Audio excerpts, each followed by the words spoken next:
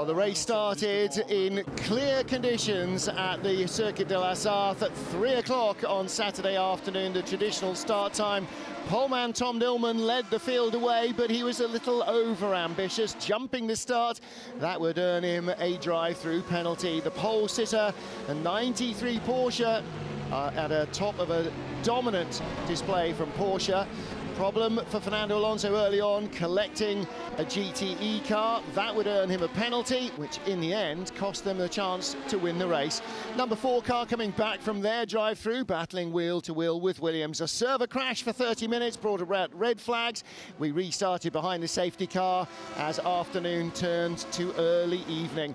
2Cs got a chance to lead, and the R8G Corvette insinuated itself into the top of the GTE battle. Through the night, battles raged with positions changing at the front of both the LMP2 and the GTE fields. The number 20 car, one of the most fancied and followed entries, Team Redline, they would be out of the race before dawn, and others would have similar problems, but with a chance to reinstate Fernando Alonso's car, which had run out of fuel during the first red flag situation. Team Redline would rejoin the race when we had a later incident. One of the front-running cars, the car of Stoffel van Dorn, Norman Nato and their teammates, dropped down the order for Veloce Esports, and they were unable to find their way back into race-winning positions by dawn. Multiple pile-up involving 2 of the 4 Rebellion Williams cars, and the 2C's car just getting away with that. Doesn't get any prettier from onboard, does it? A big, big accident. Then a second time the server crashed and we went red, this time for just over 36 minutes before going back to green flag racing. And the lead trio all on the same lap, running nose to tail. A little too close company.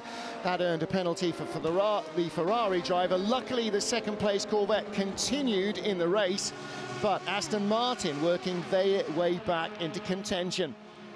Into the closing stages, 2 Rebellion Williams cars and Bicoles. Those are the 3 lead cars on the same lap.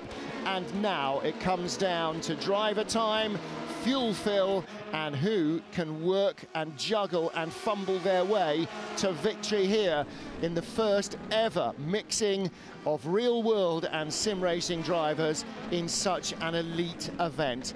And if you don't think the racing has been of high caliber, you clearly have not been watching. This has been as wholly consuming as any Le Mans 24 hours. Well, welcome back to our coverage live inside the final hour of the 24 Hours of Le Mans Virtual, wherever you are around the world. And normally I'm talking only to the audience when I use that phrase, but in this race I'm talking also to drivers who are viewing the race from their rigs and participating from their rigs in 37 different countries, Lewis McGlade, North and South America, Europe, Asia, Australia, just about anywhere you can